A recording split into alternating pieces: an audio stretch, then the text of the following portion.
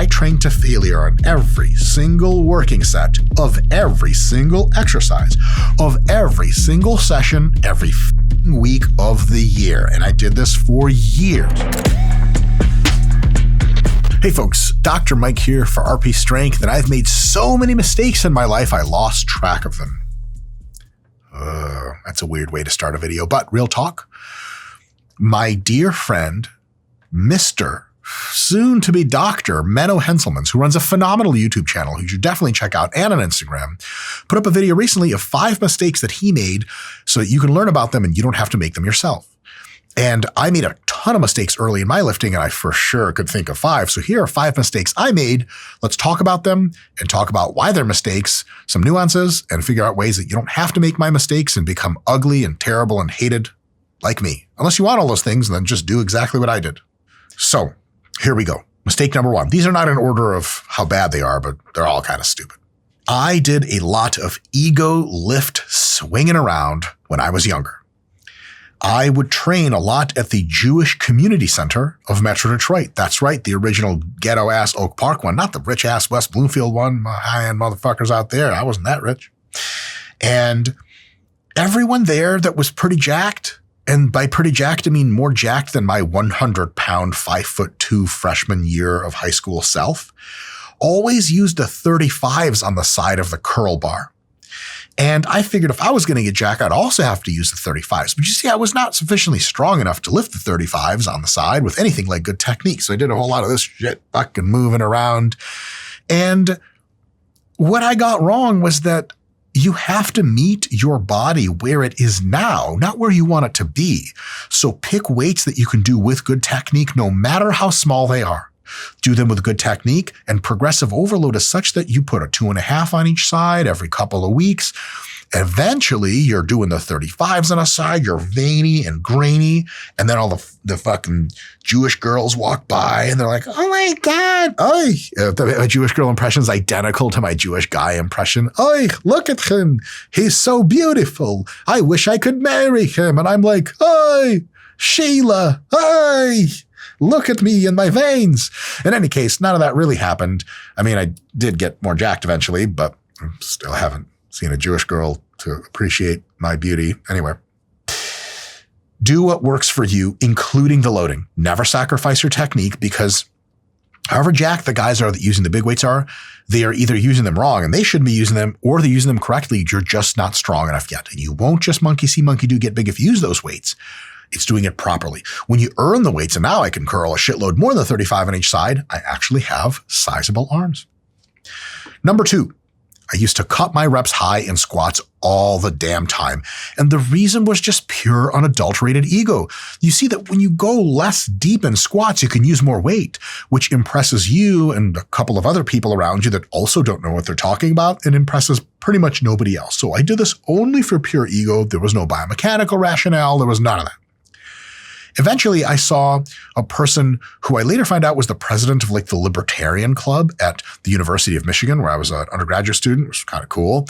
And I think he was an Olympic weightlifter, and he did a couple of high bar squats in front of me. I'd never spoken to this person. I was just kind of like leering from the side, and he did real true high bar squats, like weightlifter style. And he sunk them shits to hell and back. And I was like, whoa. And I processed that and I was like, that's really cool. But then I actually started competing in powerlifting, and I did this is the worst thing ever. I did a bench only meet first. But then a big memory of mine of the bench only meet was when the guys got to squat and deadlift. I was like jealous. I was like, damn, I want to do that shit. It looks way more fun than benching. And so I started getting ready for my first open powerlifting meet with like the big 3, squat, bench, and deadlift. And so I had to start squatting. And the cool thing about powerlifting as a gateway into good squatting technique is like there's a standard. You have to squat below parallel, otherwise it doesn't count. So I started squatting to powerlifting depth and slightly below. Everything after that is history. So I was egotistical until I saw someone do it right, and he was jacked. And I remember just him holding the bar, his triceps were all over the place. And I was like, that guy's doing something right. And he was using not so much weight, but his quads are bigger than mine. I was like, damn it, I've been doing this shit wrong the entire time. And then powerlifting really set me straight. So for you guys just watching this, full deep squats are the way to go. It might take you a little while to get into the technique, but once you get there, full depth just gives you better results for less probability of injury. And nobody gives a shit how much weight you're lifting at the gym, except for weird idiots that have no one and nothing. was going to say like me, but if you do bad technique, I don't care either. Number 3, I would avoid machines as much as I could. And I just thought machines were for soft motherfuckers. Like, that's it. Like barbells, buck dumbbells, bodyweight shit was hardcore in some vague way I couldn't really define, and neither can anyone else. And that's as far as I thought about that. Like, I just didn't want to use machines for the same reason, like, most guys don't put on makeup when they're in college. Like, that's like a thing like women do or something, right? It's too coddling. It's too easy. Not to say putting on makeup is too easy, though. I do have a whole other channel for makeup tutorials. Good luck finding that on YouTube. Scott, how good am I at putting on makeup? Mike's Makeup Tutorials is the channel, right? Yes, correct. Industry standard. So I didn't really give it a lot of thought.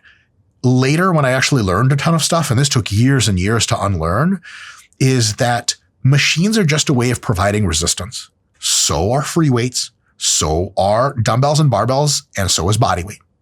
And what you really have to do is think of the machine and the individual barbell or dumbbell lift or bodyweight lift in isolation and go, does this lift stimulate muscle growth well or enhance strength well? And does it come with a high degree of fatigue?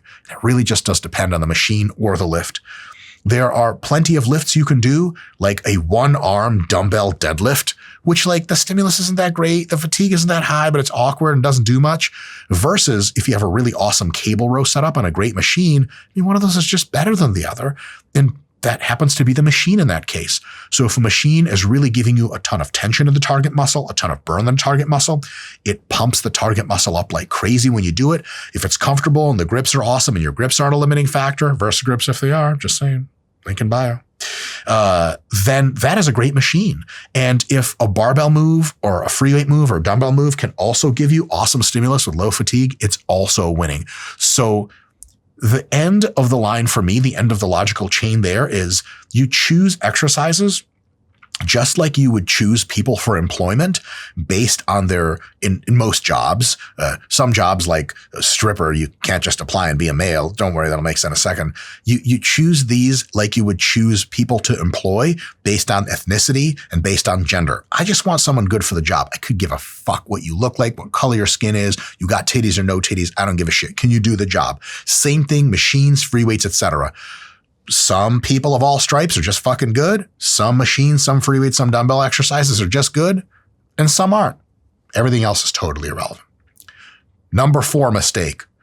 Holy shit, did I make this for years. I trained to failure on every single working set of every single exercise, of every single session, every fucking week of the year. And I did this for years. Mostly, no. Wholly from just manhood BS, the same ego bullshit. If you guys see a thread running through here that makes sense, I just had a ton of ego, man. There's no other way to say it. And I thought stopping any short of failure was just like not drawing the sword of manhood out of the sheath sufficiently to like slaughter a dragon or some shit like that. It turns out that what ended up getting me to reconsider training to failure wasn't actually any sport science at first. It was the fact that I had a bunch of friends who were getting really serious into competitive powerlifting, specifically Mike Romanelli, Ben Schweitzer, and Trevor Fentner. Trevor Fentner is actually one of our star-studded RP coaches, and he's a great person to contact if you want to get super jacked and super strong. But these guys were heavy into powerlifting, and I sort of like myself and Mr. Nick Shaw kind of went the bodybuilding route a little bit, hypertrophy, and these guys went the powerlifting route. And because they started training with reps in reserve, like 2 reps in reserve, in part because of that, and in part because of point number 5, I'll tell you in a sec, they just got bigger and stronger than Nick and I. And I was like, what the fuck is going on here, man? I'm the guy that's supposed to know the things, and these guys are beating me at my own game. So I was like, what can I learn from this? And I noticed that they never trained to failure, essentially. Like every now and again, they'd miss a lift or some shit, but otherwise they wouldn't. They just never seemed to carry as much fatigue, and their progressions seemed almost linear. With myself and Nick, we trained to failure, and after a few weeks of huge accumulated fatigue from failure training, we would just like really underperform for a whole week straight on our lifts. That's no bueno. So can you train to failure a lot? Yes, but you have to do less volume. We did high volume and to failure. But really stopping most of your sets at 1 or 2 reps in reserve and just working on increasing the reps you can do and the weight you can do by little fractions, week in, week out, week in, week out. That's the way to make the best progress, not just driving everything to failure all the goddamn time. like I did and wasted years of suboptimal training. You want to train right to gain muscle, but there's so much complexity to it. What exercises to choose, what sets and reps to do, how much weight to lift, and how to structure your weekly plan. So much uncertainty that it's easy to get overwhelmed. The RP Hypertrophy app removes all uncertainty and makes the training process precisely defined. Choose your pre-made workout plan from dozens available in the app, plug in your weights, and the app takes care of the rest for months of productive training. Ready? Click on the link in the description of this video to get started. Lastly, number 5, I didn't deload for the longest time, for like 6 years of my lifting career. And what happened was I would train balls to the wall until I got way too much cumulative fatigue. And I didn't know what cumulative fatigue was. I did not know that term. And my strength would plateau. I'd switch exercises, but the gains still weren't that great. Eventually I would burn out. I would switch to mostly super easy wussy machine moves for a week or 2 weeks or something. And I would get some swag back because I was just training with much less volume and much less intensity. That was basically an auto deload. Maybe I'd take a few days off. And then because I was young and full of piss and vinegar, my cumulative fatigue would fall off, and then I'd get right back into stupidity with no deload in sight. So one thing I came up with after this was, if you don't deload, your body will deload for you. That's what ended up happening. So that wasn't ideal, but again, for my powerlifting buddies who deloaded religiously once every 4 weeks, now that's not something I necessarily recommend. It works totally fine, but you can deload every 6 weeks, every 8 weeks, or even when your performance starts to plateau. But the thing is, for me, when my performance started to plateau, I was like, I don't know what's happening, and I would try random shit. When your performance starts to plateau, be it on a single lift or a single muscle group or the whole body, you take half a week or a whole week of much easier training. Half the reps, half the load, half the sets is a great kind of first principles approach to the thing. When my powerlifting buddies were doing that, they were just leaving me the fuck behind. They would just linearly make gains and get huge, and I was like struggling. And so when I started incorporating regular deloading, especially when I got into my PhD program at East Tennessee State, and Doc Stone was like, if you train to failure all the time, you're an idiot. If you don't deload, you're an idiot. And I was like, well, twice the idiot, fine. I started training shy of failure. I started regularly deloading, and I had like a second renaissance of strength and size progression to peak out my natty strengths and size.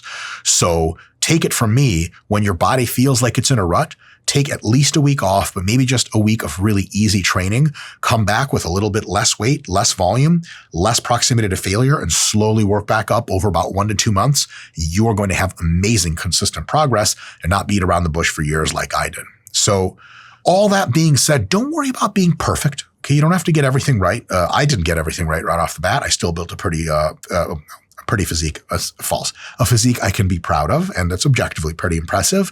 But as you go through your lifting journey, try to soak up whatever info you can, because none of us, myself included, have the right answers to everything.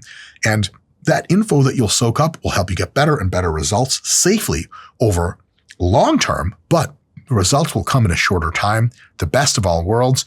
And to the extent that we can help you, our channel will continue to be here, offering you an attempt at excellent advice with some dog shit humor to try to get you guys to learn a little bit more so you can do the thing that God put us all on this green earth for, to get huge. Look at me, I'm gigantic. Anyway, praise Arnold. I was going to say praise God, but that's the same thing, and I'll see you guys next time.